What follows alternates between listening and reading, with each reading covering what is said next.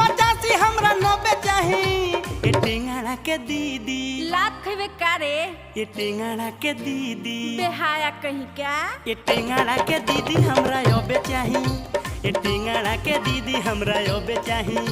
ये टेंगड़ा के दीदी हमरा योबे चाही। ये टेंगड़ा के दीदी हमरा योबे चाही। 80 ना 85 हमरा 90 चाही। 80 ना 85 हमरा 90 चाही।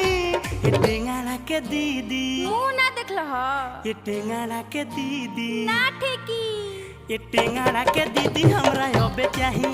ये टेंगड़ा के दीदी हमरा योबे चाही। ये टेंगड़ा के दीदी हमरा योबे चाही। ये टेंगड़ा के दीदी हमरा योबे चाही।